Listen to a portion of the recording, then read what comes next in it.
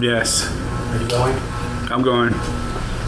Okay, it's after 5:30. We're having audio problems tonight, so we're going to try to speak up and start our regular meeting with a roll call, please. Commissioner Patton. Here. Commissioner Barwick. Here. Commissioner Webb. Here. Commissioner Stecklin. Here. Mayor Asher. Here, if you'd all stand with me and do the pledge of allegiance. I pledge allegiance to the flag of the United States of America and to the republic for which it stands, one nation, under God, indivisible, with liberty and justice for all. Okay, it brings us to item number 3 on the agenda tonight, which is our public comments section, audience to visitors. Is there anybody who'd like to speak to the council this evening? Okay, hearing none, we'll move on to the consent agenda, which consists of items A, B, C, and sub-items. Anybody from the council want any item or sub-item removed from the consent agenda and voted upon separately? Any of our guests like any of these items removed and voted upon separately? Okay, hearing no request, I entertain a motion to pass the consent agenda as presented. I'll make a motion to accept the consent agenda, items A through C as presented. I'll second. Any discussions or questions on any of these items? Okay, roll call, please. Commissioner Patton. Yay. Commissioner Barwick. Yay. Commissioner Webb. Yay. Commissioner Stecklin. Yay. Mayor Asher. Yay. Okay, before, we're going to skip something, Wendy, if you were coming up. So before we go into old business, we'll move 2 items, 9A and B, up on the agenda because one of our guests here has a presentation to make, and she's got a time constraint, and Cody's also got a time constraint tonight. So this has to do with Southern Illinois Coalition for the Homeless and a presentation from Camille. But Cody, I asked Cody to kind of give us an intro to this as to what he, I, and Jennifer have been studying and trying to find some solutions for some homeless problems that we've had. Yeah, so I guess the idea of this has obviously been visible around town for several years now, and it's a growing problem, not just in our community, but in several communities. So the idea is that we try and attack homelessness within our community, find resources and ways to help those folks that find themselves in that situation get into a better situation. And so there's a lot of research out there about what methods are best. Housing First appears to be one of the most prominent ones. If you do any research at all, that seems to be the one that kind of comes to the forefront. But there's issues with that as well. And what we found is there's kind of selective data on how that program works. Rockford in Illinois, for example, is a community that really attacked the homeless issue there with the Housing First method and tout themselves as a zero homelessness community with some caveats, and those are that teens, for example, don't count towards that zero homelessness. If they're between couches, for example, those numbers don't count towards homelessness. So there are some real core issues there that, fortunately, we have a resource here in our community that deals with this every day, and that's the Coalition for the Homeless. And so we've kind of taken that research, we've met with Camille, trying to understand exactly how her program could help our community specifically.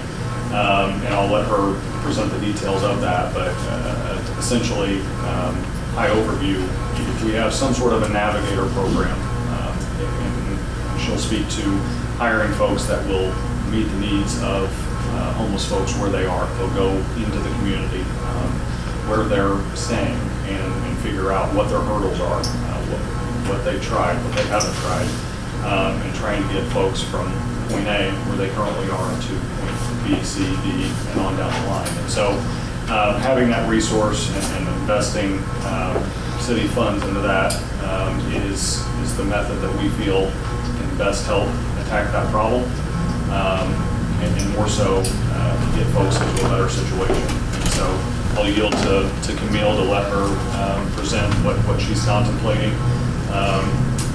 Before I do, the last thing I'll say is that she will come back to us periodically with outcome reports of how this process is working.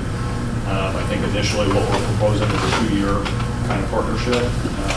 Obviously that could be extended if it's working. But the goal here is that again, they meet those folks where they are and figure out how to get them the resources they need to better their situation, not just in the short term, but in the long term as well. So, Camille.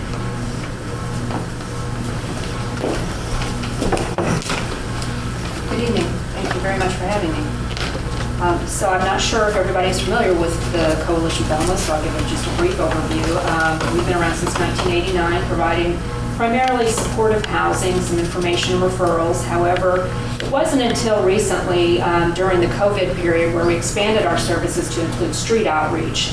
We received some funding from the federal government to do so. And in addition to emergency shelter monies, both from various sources, and so it wasn't until then that we really embraced the idea of going to people and also meeting people where they're at, but also just the absolute necessity of a continuum. So yes, we have people who come to us who are housing ready. We are able to work with them and get them into appropriate housing. And then we provide supportive services to help them stabilize that housing. So that involves case management, life skills, budgeting, recovery support, mental health support, those kinds of things. But the missing component has always been the outreach, being able to, again, meet people where they're at, have people, be able to count on us consistently to come to certain sites, to follow through with helping them with different projects and advocating on their behalf. So during the street outreach period during COVID, we were shocked. We were shocked and amazed at the number of people that we didn't even know were out there. In addition to the fact that, of course, during COVID and the eviction, after the eviction moratorium and just a wide variety of other issues, we're seeing a huge increase in people. What I'm hoping to do is put a team in Marion specifically to work with other agencies as well, such as, it might be the Promise, Marion Police Department, working with Salvation Army, a couple of the churches in town that we've worked with before in bringing services to the people in areas where they will accept us, rather than having to come into an office, rather than having to, jump through certain hoops. What we hope to do is be able to have one staff member who is trained to help people with Social Security applications, because oftentimes the folks that we encounter are probably eligible for Social Security and income that would get them to that next point. However, they never stay in one spot long enough. They don't have any place to hold their, keep their paperwork. They don't get mail anywhere, anything like that. So it's really kind of impossible to keep moving forward. Same thing goes with jobs. We have a lot of people who are able to get a job, and then unfortunately, because a shelter is full over here, they need a shelter in the middle of the winter, they'll go to Carbondale and automatically have lost that job. So we want to be able to intervene with people on the streets, in the community, and provide them with navigation services. And what that could look like is helping them apply for a variety of housing opportunities, including our own. We have housing opportunities here in Marion. We have 11 units of permanent supportive housing currently. And then we also have an additional 2 to 5, depending on the time frame, rapid rehousing units, and we have 5 transitional housing units. So in addition to our housing, we hope to be able to help them fill out. That's the other thing, is people cannot, oftentimes cannot get through housing applications and gather in the documents. They may not have IDs. We can help them get their IDs. We can help pay for application fees for various housing opportunities. We can help hook them into services that might help them get a job through Mantracon, for instance, or through our case management staff. We have a couple people who are pretty good at helping with resumes and things of that nature, so we could also assist. And then we want to be able to establish that relationship, because oftentimes that's the hardest part. We may see somebody one time, and then, they disappear on us for a while. We want to be able to go to them, continue to have our faces there, continue to show them that we're going to show up, we're going to help you, we're going to be there, rather than kind of one and done service provision. So we will have the same staff going out and visiting with people, providing them, if necessary, with some food, just basic safety, hygiene, safety items, possibly, if they're in their vehicle, for instance, in the middle of winter, bringing them a sleeping bag, something to stay warm, if that's all they've got available to them. But we will also try to help them get to a shelter or get possibly home. Some people, during COVID, we helped a lot of people who were just kind of stuck here in nowhere. They weren't thriving, they weren't, really enmeshed in the community. They wanted to go home. They had no mechanism to do so. So we worked on getting them on buses and trains and things of that nature. So basically, whatever their need is at that time, we're going to try to meet it, whether it be at the kind of crisis basic level of here's some food, here's some socks, here's a hat, here's a coat, to taking that next step toward unraveling, all the barriers and things that these folks have. I'm not going to claim that it's going to be perfect by any means, but we have seen during the COVID period when we were doing street outreach, we've seen some miraculous things. We've seen people that, we have one gentleman right now who was in his vehicle, severely disabled, but unfortunately he's just never been able to stay in one spot long enough for his disability to come through. He is living in our Phoenix project now in Heron, and he's working on his Social Security application. We have several people who ended up in emergency shelter through hotel vouchers through our programs, and I just looked at our stats earlier today. Out of the 11 units we have in Marion, 5 of them came from the emergency shelter. So they are permanently housed now in one of the programs that we have after being, on streets or bouncing from couch to couch, maybe living in their cars. And this isn't just adults, these are children as well. That's where, it really tugs at you.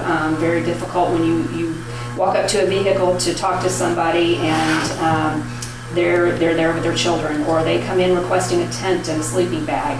They're going to go to a campsite. They're there with their children. Excuse me. So we don't intend to be everything to everybody. We want to use the community resources that are already here too, Centerstone, Salvation Army. We want to work together. So we've been part of the Boots on the Ground organization. We are part of what's called the Southern Illinois Continuum of Care, which brings together a lot of different homeless providers. And so that's our goal, is not to do everything for everybody, but also to work with the agencies that are out there. We work with Cornerstone Church quite often with their tiny houses. And, a lot of times that's a stopping point. We'll have people stay there for a couple days until we can get a unit ready or move, find something that might be available for them. While they're also working on things such as jobs and different things like that. So we work together quite well. And basically what we're hoping to do is serve 50 people within a year. That may sound low, but we're talking about chronically homeless, very needy individuals that may take a lot of time to handhold and walk through different steps. We hope to be able to engage and move to the next step, 40 people out of that 50, to things such as shelter, housing, going on to moving back home possibly, or what have you. We do have some good news that is coming down the pike too. Through the state of Illinois, the Southern Illinois Continuum of Care is most likely going to receive over $2 million within the lower 27 counties for housing. So we have been asked to apply for 15 additional new units of permanent supportive housing. They won't all be in Marion or Williamson County, but we will try to put at least 5 to 6 units of permanent supportive housing in place. And there's enough money in those budgets to also help with the Housing First process, because that's part of the problem. Is oftentimes if you're taking people and they need a roof over their head, but they're not ready to pay utilities, they're not ready to pay their bills, they're not ready to furnish a house. We can also assist them in the front end of doing that. But our goal is to help people become self-sufficient. It's not a handout. We also ask that they pay rent when they go into our places, and so and that goes right back into the programming. So again, we want to kind of close that gap. We're here to provide housing, But the missing piece is the outreach component, being able to go to people and work with those who have just kind of felt like they're discarded, or they're not ready at this point in time to engage with a housing concept, but they definitely need help in some areas. And once that trust is established, then we can try to work them toward other goals. Questions? Any questions? There's a Southern Illinois Coalition for the Homeless. Where's it headquartered at? Or is Here in Marion. We have an office on Cherry Street behind the hub, sort of. Okay. And then we also have an office in Carbondale. Thank you. A little bit of housekeeping on this. This grant total, I don't think I asked you this. Is it acceptable to pay that in 2 installments? In other words, one for one fiscal year, another for another fiscal year. I assume you have a fiscal year too. Yes, we do. Our fiscal year just ended. We're July 1st. That's through kind of what I June 30th. thought. So this is really 53,784 times 2. Okay. Can we make one payment Yep. this year as opposed to you housing the money Yes, in that 2 would be fine. years' worth if they approve this? That would actually probably be better for our bookkeeping as well. Okay. So, yeah. Yep. I think you guys have a little bit more detail as far as the services that would be provided here, and important that there's a couple of other things I'll talk to you about offline Okay. that Cody and I talked about, oddly enough, on Friday. I know you guys are open Monday through Thursday, generally, not Friday. Typically, what we see here is we get the most emergency requests on Friday. I don't know why that is, but we're going to talk to you about somehow that we can get to somebody Right. on a Friday and get some help that we seek. on such Along an those issue. lines, we've also talked about extending our hours. We're open 10-hour shifts Monday through Thursday, and, so that we close at 6 o'clock. Well, I know a lot of action happens after that as well, and so we may look at trying to have a couple of evening timeframes that we can meet with people as well.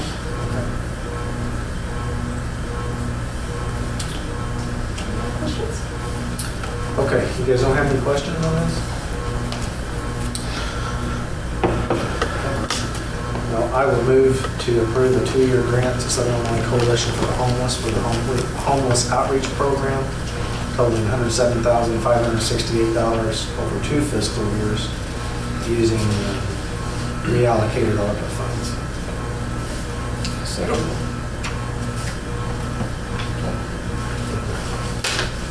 And just a point of clarification, you said you had been doing this, but what our discussion was, one, that funding has or is very soon going to end, and secondly, was for a much broader geographic area than just Marion specifically. So this will go to Salt and Marsh specifically. Yeah, our ESG funding deadline was at the end of our fiscal year. We have some money left to finish reporting, but that's it.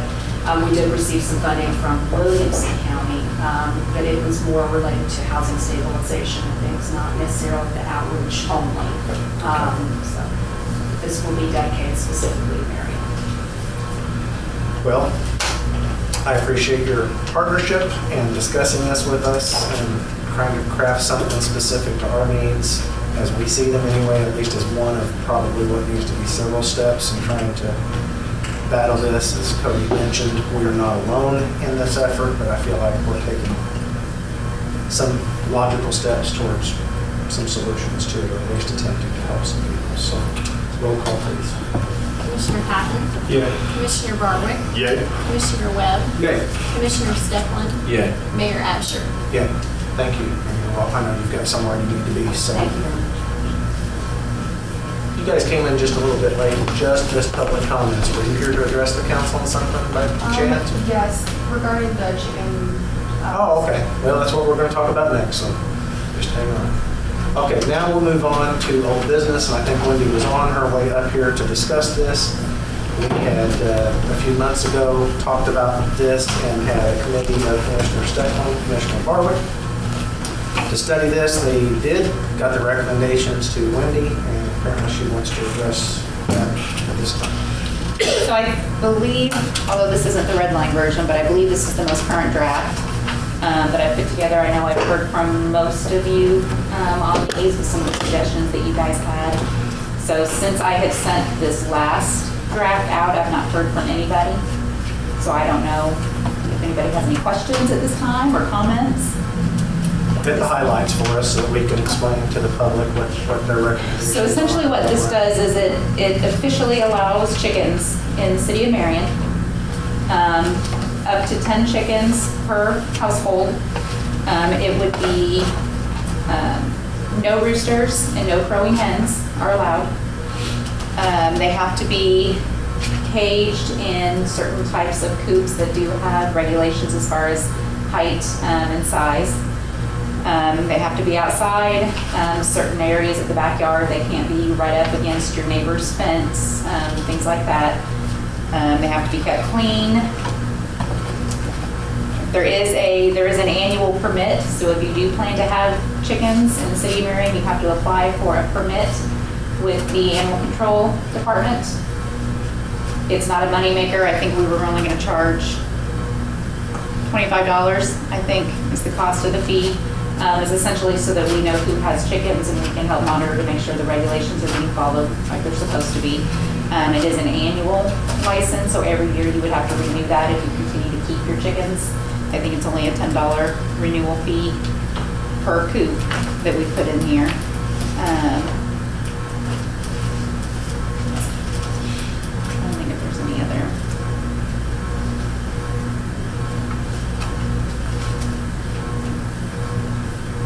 I think that's kind of the main highlights. Obviously, chickens have to be completely secured in their enclosures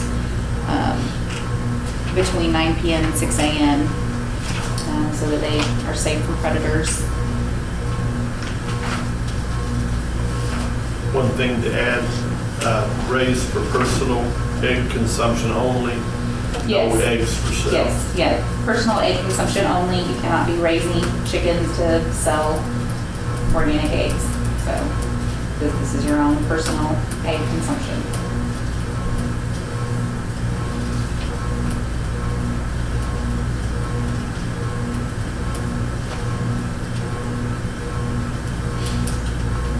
You guys want to run us through anything as far as your thought process and No, we went back You're right. we went back and forth on this quite a bit, actually, about the number of, we put, what we kind of decided against a few things to not even try and put something in place, but we thought 10's a good number based upon the number of eggs they lay. So, we looked at a lot of city stuff.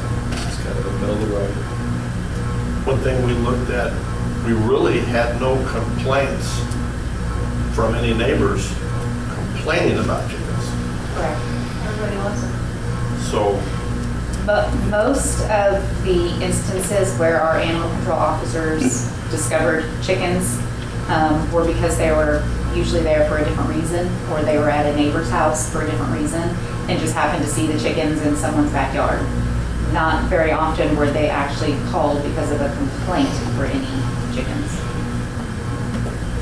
I know a few of these cities had ordinances limiting it to 30, 25 permits. I personally didn't feel that was quite fair. If you were the first 30 up there to get your permit, everybody else, too bad. So, and normally these aren't all in one small area. They're going to be spread out over town. So I didn't see a need to limit the number of permits. I do appreciate the fact that no one's allowed to keep a raptor. Is that in the? That's in there. Those things scare me. Yeah, so essentially what this is this is an amendment. It kind of covers not just the addition of the chickens, but because of adding the chickens, we had to make a few amendments in certain other areas throughout the entire animal control ordinance, which is why the whole ordinance is listed here, because there was little things here and there we had to change in order to add the addition of the chickens. But I'm assuming you're talking about is it the livestock? Exotic animals. Oh, exotic Yes. animals, yeah. Most of those I recognize, but raptors kind of stuck out. But back relative to chickens, just to make sure everybody understands, these allowances come with some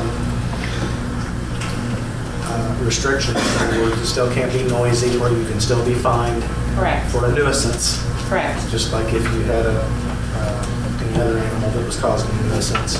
Same way with the smells and that kind of thing. In addition, you've got to keep your chicken coop in good sanitary order, or the license can be revoked, and you can have fines. So it's not like it's a free-for-all. I guess we'll just see how this goes. I don't know. So, Can people raise the chickens for consumption or just eggs on them? I think this is it say that? Wendy? Jim's question is, Consumption of the chicken itself, is that allowed according to this ordinance, or is it just kind of the egg issue? There's no slaughter. There's- you know, You can't Yeah, you can't slaughter the city chicken limits. within city limits, but there's nothing in here that says you couldn't bring it back. You can consume it at your house if you wanted to, but the ordinance doesn't speak to that, let me put it that way. thank you. You guys have any other questions? No, I'm pretty happy I wrote like a 6-page essay. You wrote an essay? A chicken essay? Yes, with citations and government resources as well. We're just glad to hear there's an acceptance of having a means of food, egg production besides just having to go through the grocery store. Like, I brought eggs and everything from home compared to a carton I have from Would the you store. bring eggs to give to us? We, No. no, we don't have that. Forget it then. Yeah, but I think that's against your rule. It would be against the rules, personal egg consumption. Yeah. I was just asking in theory. But in theory, the 10 per household, generally would apply to your own household.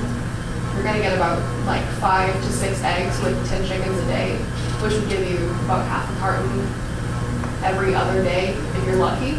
In the summer, you'll get less than that. you'll get more in the summer.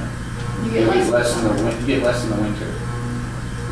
That's how I'm pretty sure. But But regardless. the number of chickens may inhibit people from being able to consume their own eggs. Maybe have to go get store-bought with that number, just so you know.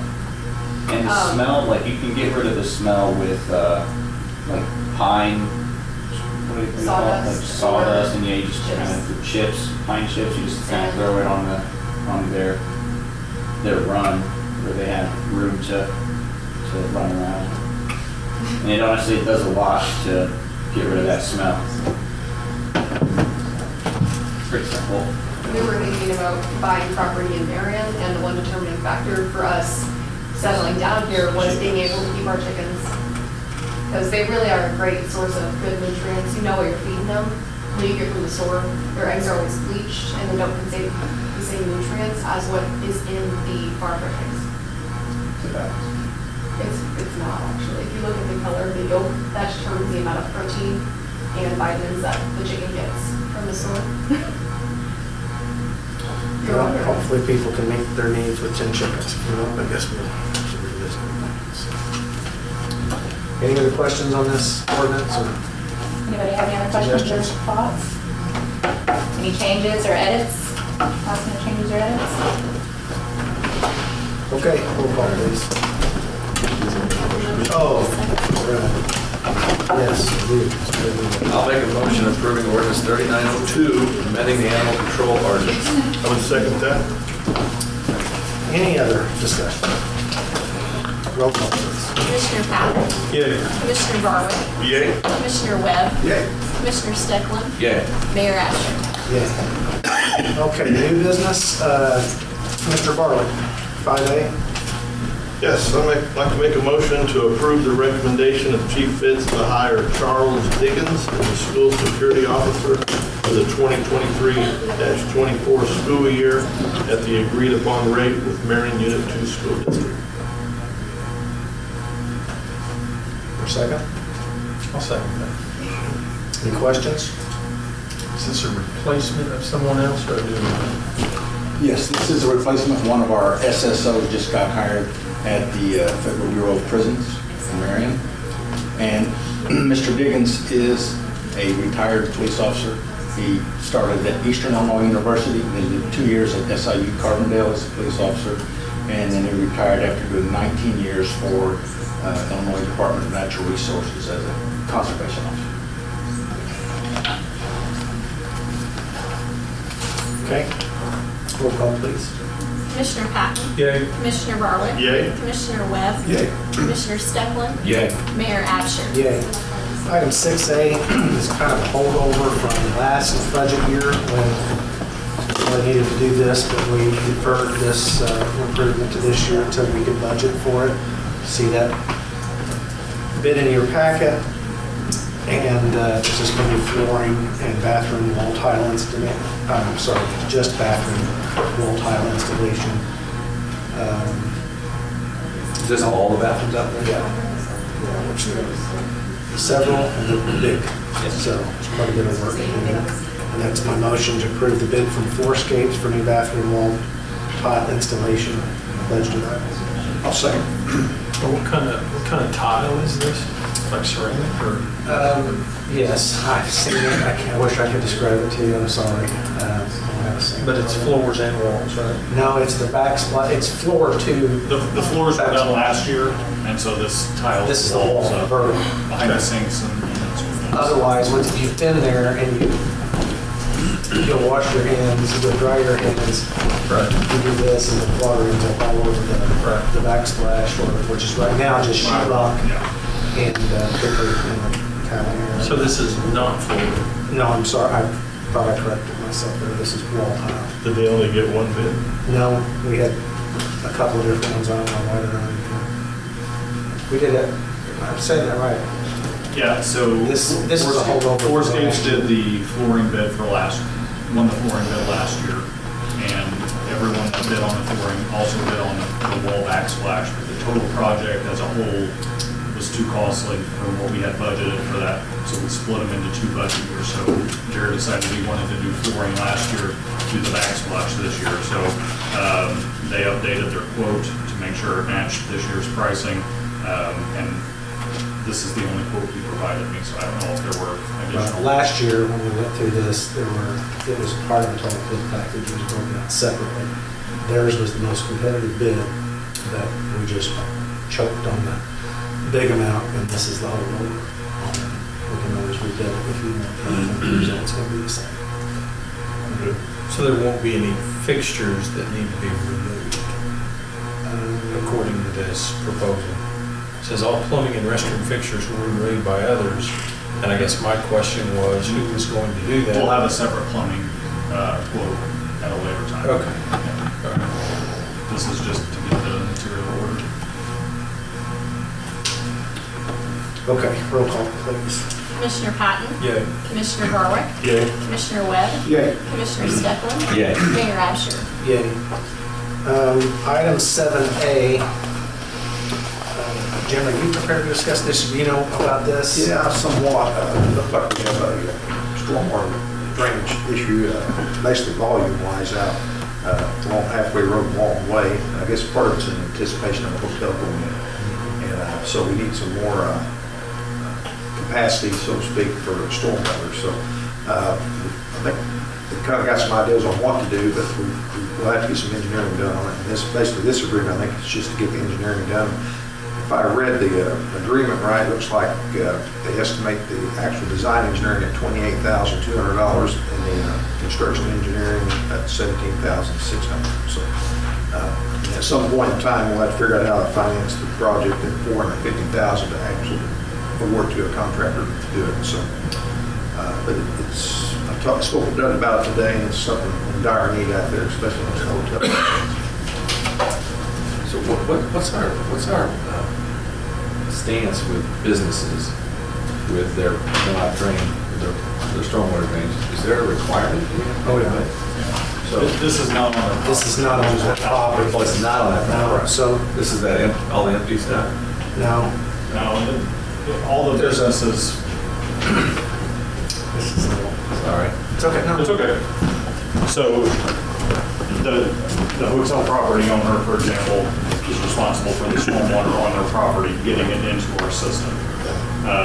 There's a lot of collection, well, that's part of the problem. There's only one collection point to this system as it exists now. All the water collected here ends up behind what used to be a Walmart building, what is now Cornerstone Church, and a retainage pond right there.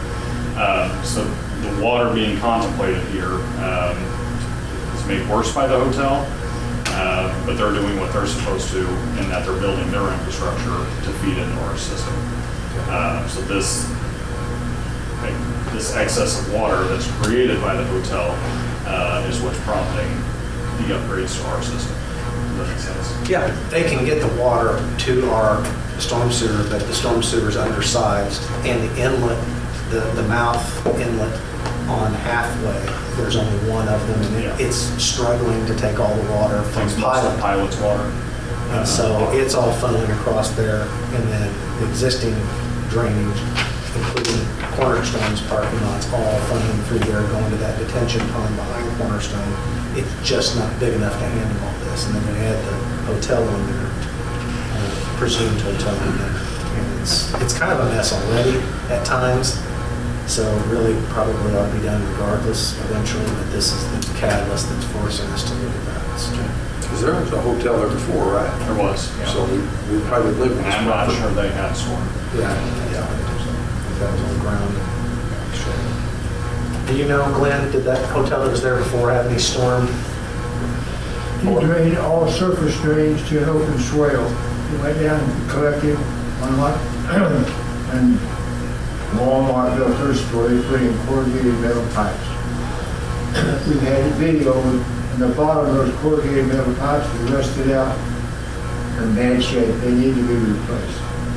And they're all undersized. A corrugated metal pipe has 40% less capacity at the same diameter as a smooth roll pipe does. And it all started with Pilot probably putting an undersized pipe where it goes across Halfway Road, went down an open ditch. And they started to build that motel 2 or 3 years ago, and tile, the open ditch was tile. And it's choked the water down again. So it's a combination of everything that's what's happening.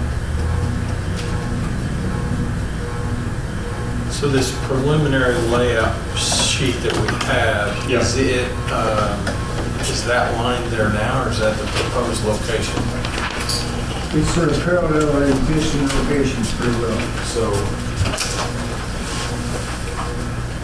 this is the this might run if there's a cost to this might be new, and this might be Okay. so running from here. So this part is responsibility of the hotel. Yes. We're making this new connection here larger, and then everything south. So and this part is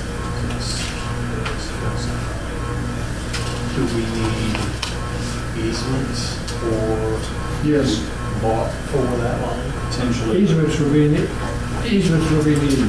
Because probably beyond right away, but they're made. It's to be determined, which is the engineering. personally, I would like to see that donated, the easement. It should be. The easement, should because be. it's a benefit. And I think Centerstone, not Centerstone, but Cornerstone. Cornerstone would. Yeah. I believe it would. It's a benefit for them. Well, sure. For everybody. But right now, the 2 inlets for Cornerstone is flooding, Yeah, and this would be relief for them. yeah. And it's, again, it's just an easement. It's not that we're buying anything. It's just an easement. So, yeah.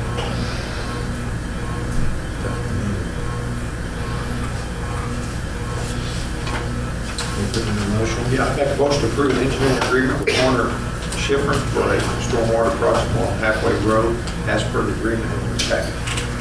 I'd second that. Any further discussion? We're just going to pay this out of general funds for the moment until, we're contemplating a TIF in that area, but it's not in place right now, so. Okay, any other discussion? Okay, roll call, please. Commissioner Patton? Yay. Commissioner Barwick? Yay. Commissioner Webb? Yeah. Commissioner Stedman? Yay. Mayor Absher? Yay. Under economic development, we got 3 TIF-related items here. 8A is ordinance 3903. You want to explain this real quick? Yeah, so at the start of the new term, our TIF attorneys, Jacob and Klein, had reached out about any conflicts of interest of property owned within the TIF district. I was mistaken if I was illegal for you guys to own any property within TIF, but that is not the case. It is, however, a conflict of interest if we were to discuss or vote on any issues within TIF that you own the property. So it was determined that 2 of you own property in TIF. One of you wanted to have your property removed so you could discuss and vote on those matters. The other did not. So this contemplates removing a parcel in residential TIF 2 owned by Commissioner Patton. Once this action is taken, he will then be able to freely communicate, discuss, and vote on any items related to residential TIF 2. You can vote on this action, right? He cannot. On this action? Let's be quiet now. He needs to abstain. Okay. So again, this is, I will move to approve ordinance 3903, removing parcel property or one parcel? One parcel of property from residential TIF 2 as requested by Commissioner Patton. I would second that. Any discussion? Okay, roll call, less the, I have to call. okay, roll call. Commissioner Patton. Abstain. Commissioner Barwick. Yay? Commissioner Webb. Yay. Commissioner Stefan. Yeah. Mayor Absher. Yeah.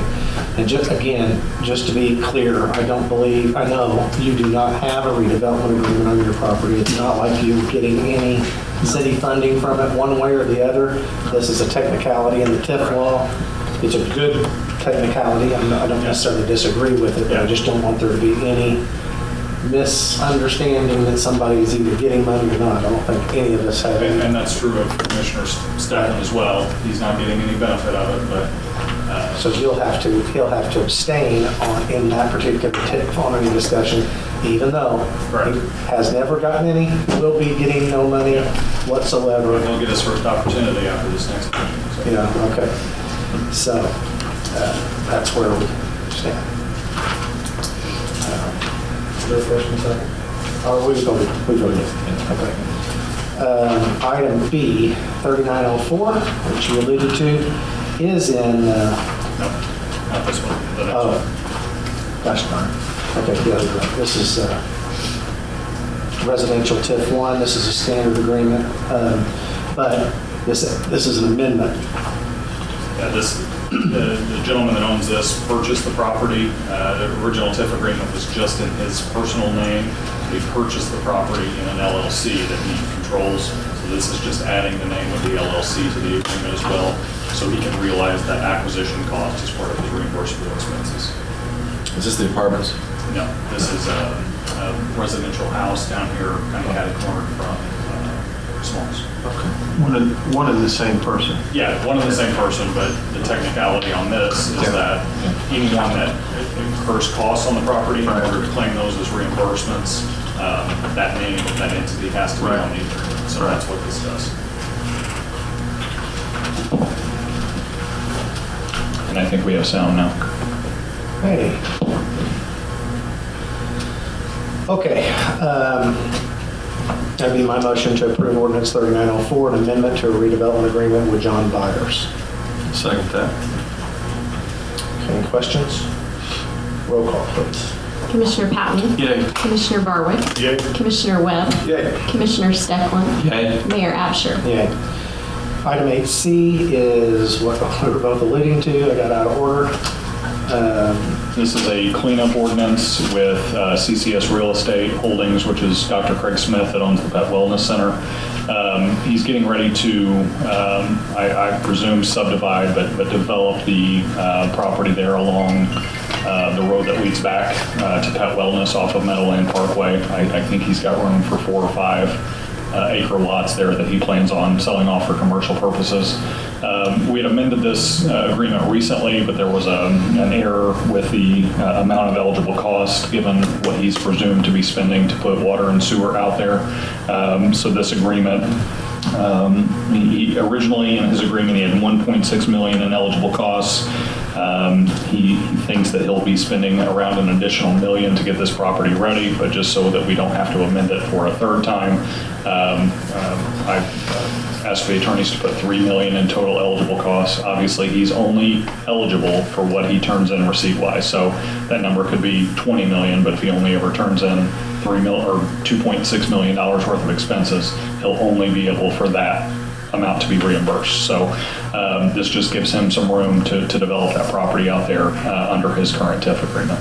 And just for the public's consumption, if you're watching this years from now or whatever, we have to say this spiel all the Yeah. time. That means in no stretch of the imagination that he'll actually get that amount of money. You're only going to get back what you pay in part of what you pay in additional property taxes that he pays. Right. Up to Yes. that limit. So TIF is greatly misunderstood by most, and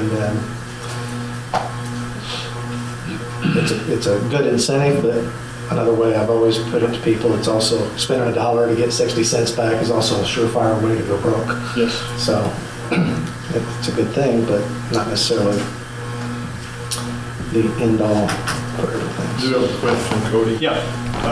On the Exhibit 1, we're showing the total project cost, eligible project cost, $3,034,988. Yeah, because in the original agreement, I think it was 1.6398, and so they just kept the 398 in there. Okay, and the next line down, then it says it shall not exceed 3 million.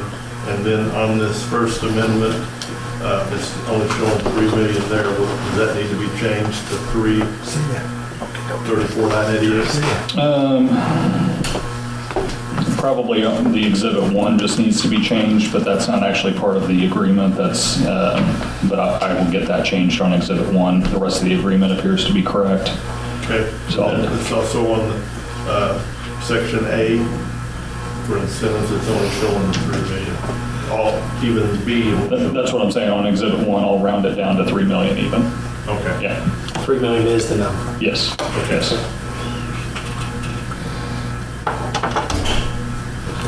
Okay, I'll move to pass ordinance 3905, an amendment to redevelopment agreement with CCS Real Estate LLC, noting the change on page 4, Exhibit 1, total estimated TIF eligible project costs needs to be changed to $3 million even, as opposed to the inaccurate number that appears there. I would second that. Any other questions? Roll call, please.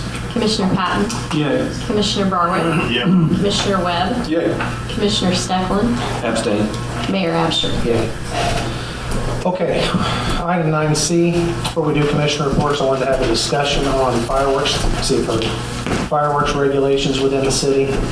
I've given you in your packets a reasonably detailed memo on this, and for transparency's sake, I'm going to read the vast majority of that memo into the record so that everybody knows what my perception of this problem or issue is.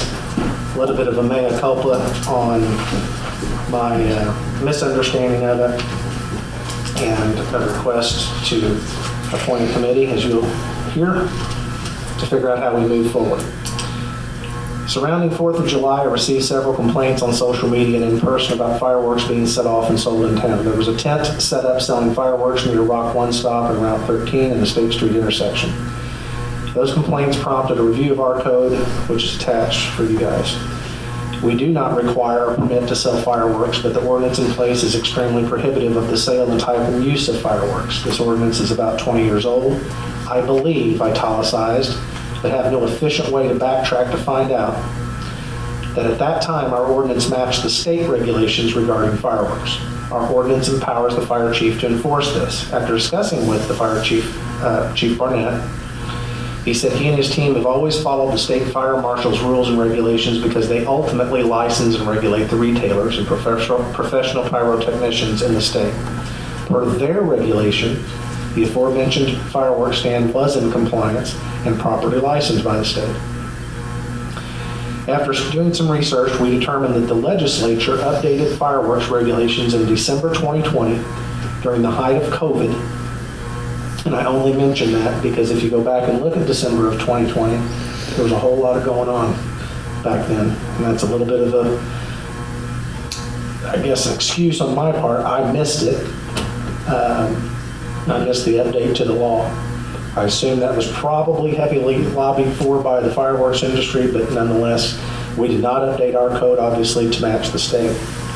As a result, our current code is more restrictive and, in my opinion, nearly impossible to enforce. Essentially, our current ordinance permits only things that smoke, and everything else should not be sold or used within city limits. In my opinion, the reality is that no matter what our demeanor on fireworks is, the real stuff, quote unquote, and that's from the fire chief, that's his vernacular, now allowed statewide, is going to be sold outside city limits and inevitably be brought into town regardless. I believe this divergence presents an untenable task to enforce our current far more restrictive ordinance in place. So again, by that ordinance, they shouldn't have been able to sell those. But I've always told people, the rare times that they ask, you got to follow all state rules, and it's my ignorance that the state rules changed the vast way that they did. We have at least two paths forward: keep the ordinance as it is and do our best moving forward to enforce it as written, or two, update our ordinance to be more in line with the state and allow for both the retail sale and use of state-allowed fireworks. Either path presents extraordinary challenges, in my opinion, and a drain on resources to enforce. Interestingly, one person that really chewed me out said that they refused to call the police because, quote, they didn't want to bother them with this, but rather expected me somehow to personally ensure that it all went away. Well, I don't know how to do that without the police's involvement or the fire department's involvement. And again, regardless, I've lived here for 53 years, and I don't ever remember a time when fireworks were not shot off, including, for sure, the last 19 that this ordinance has been in place. That being said, I'm neutral on this issue. I neither want to be the fun police, nor do I want to have our police, fire, and codes personnel completely burdened every 4th of July and the days surrounding it to the point of not being able to attend to their regular duties. I intend to appoint a two-commissioner committee, including Commissioner Barwick, since this primarily affects his two departments, on the enforcement side, and one other commissioner, quote-unquote, volunteer. That's a hint, in case one of you don't volunteer, you'll be volunteered. To meet with Chief Barnett, Chief Fitz, the city attorney, to study this issue, determine, one, if we should align our ordinance with the statewide allowance or not, and two, particularly if not, what kind of resources is the city willing to expend with police, fire, and codes personnel to try to chase down every bottle rocket, etc., shot off in town. I completely understand that some people are upset by this going on into the wee hours of the night, but I'm at a loss on how we effectively manage this issue moving forward and need the council's help in determining that course. So I pretty much said my piece on that. You guys are welcome to comment on it now. I have not as of yet researched what other kind of the same towns we benchmark other things with on what they may or may not be doing if this change snuck up on them. I've long been of the impression that the fireworks were hands-off in Illinois, but that is clearly not the case. They've got the law changed. I didn't personally see any Class C fireworks stands anywhere. I mean, like what we're talking about. All I did see the one out here, and then I looked and I said, that's bigger stuff than normally sold. But according to the chief, those are licensed and allowed. Yeah. The states. But you don't, I mean, I didn't see any big stands like you see when you go across to Missouri and places. They're everywhere. Maybe nobody knows about that this is legal. Well, it's interesting you bring this up. If this passed in 20, I don't recall this being a problem in 21 and 22. It was just boom, pardon the pun, boom, all of a sudden. So I don't know if people are just now figuring it out and it's gotten on everybody's radar, but all the more reason why we need to make a stance of some sort. I'm surprised that IML didn't put something, and maybe they did. They did, I missed it also, and I usually check on those every week when they send those updates out. I don't recall anything about fireworks. I'd be shocked if they didn't, but I didn't see it either, so that makes two of us. I don't know. But I think, even if this hadn't come up and become such a problem, a 20-year-old anything probably is good to review every so often. I just think the expectation from the public on this is well, some of the public, I mean, you get a divergence there too. Some people want to do, of course, what they want to do.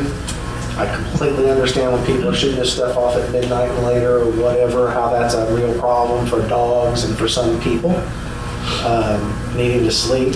I was telling somebody before the meeting, I remember this was almost 20 years ago, I had a dog run off because I'm convinced somebody was shooting bottle rockets at it. Never occurred to me to call the police at that time and have them come look after it, but it's just a challenge. It's a challenge to try to work through all this surrounding 4th of July. So I just need your help with it. And so who wants to volunteer to work with Commissioner Barwick on this? I would volunteer for that since I've been doing fireworks in town. So chickens and fireworks? Chickens and You guys would fireworks. like to, We can't get much more redneck. Chickens and fireworks. well, We got, I won't go into the whole Joe Dirt. Already about this, and he has talked with the state fire marshal, and I would like for us, and along with Wendy, to get with him and talk to the state fire marshal Yeah. first, and Yeah, her take on it. yeah, And that would be good. And chief bids also.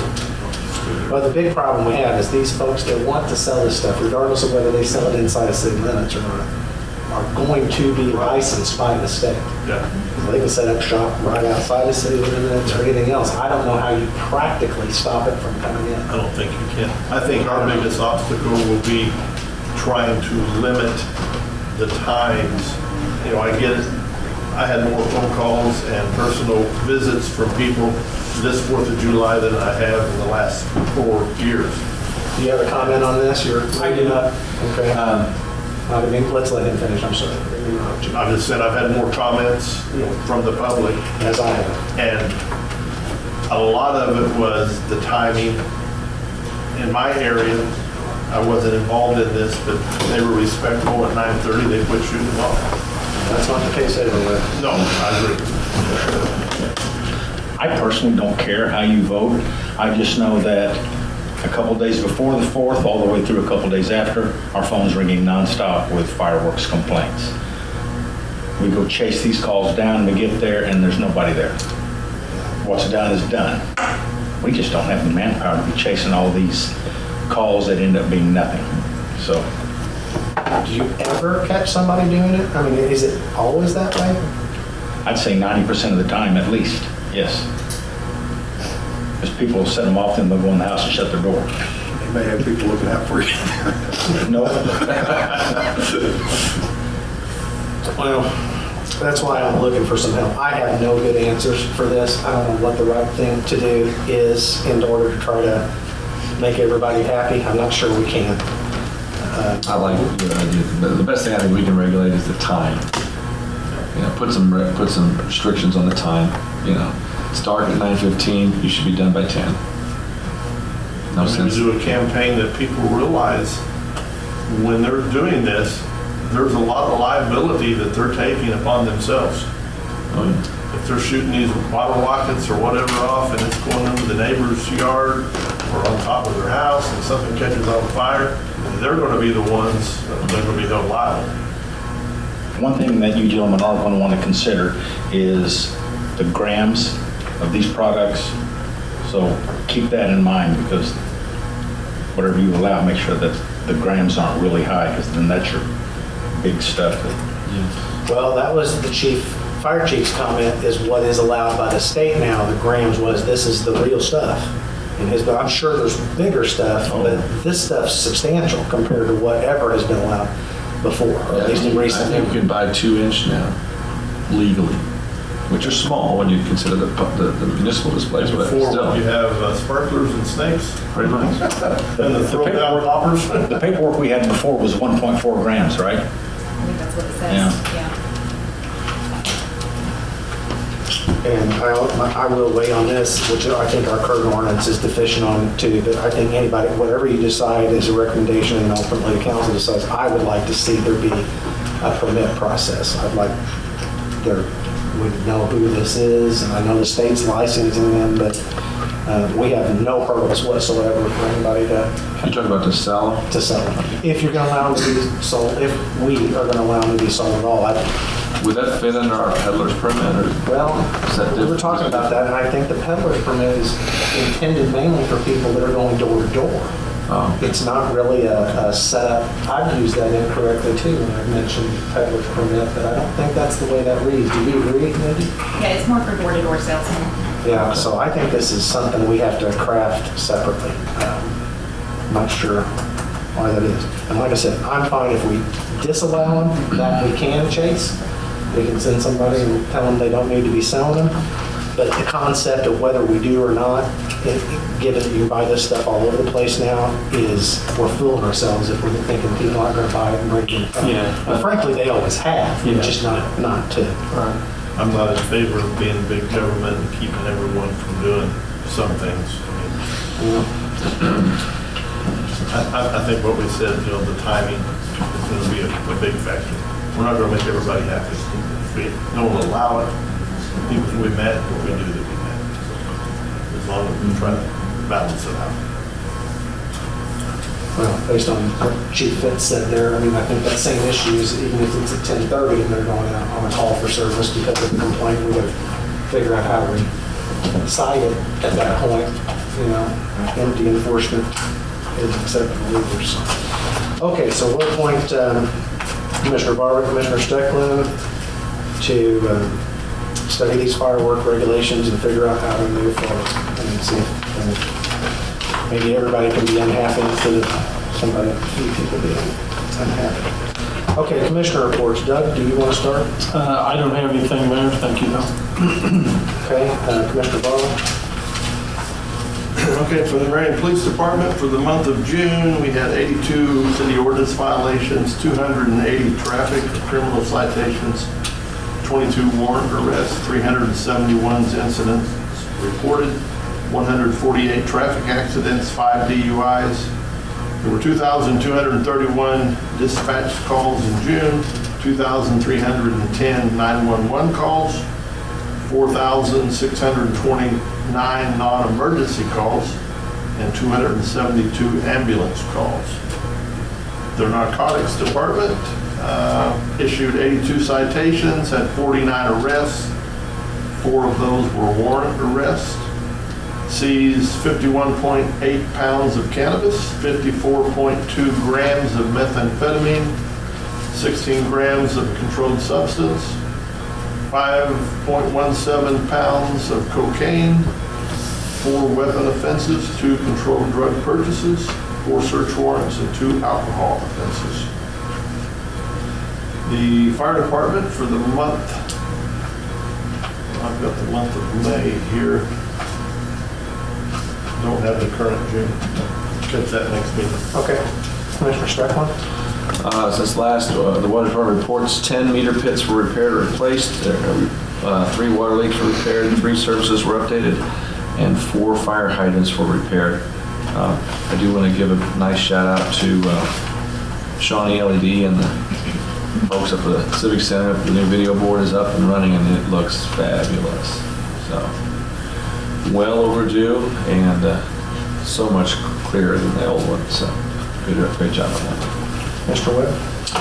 Yeah, we just finished the 22 alleyways, oil chipping, and I'm getting a lot of positive feedback on that. That looks really good, and there's probably about that many more to do, if not a little bit more in the upcoming years. So hopefully we'll get, and then keep in a rotation, we'll keep them maintained. So, but kudos to the street department and the contractor both that worked on that. So.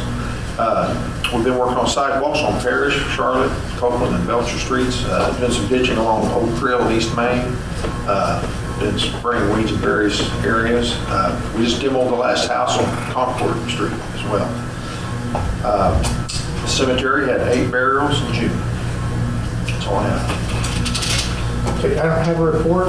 Anything else to come in item 11, miscellaneous? Anything else to come before the council? Anybody have a need for executive session? I do not. Okay, hearing none, I would entertain a motion to adjourn. Make a motion to adjourn. Roll call, please. Commissioner Patton? Yay. Commissioner Barwick? Yeah. Commissioner Webb? Commissioner Stecklin? Yeah. Mayor Absher? Okay. Thank you all.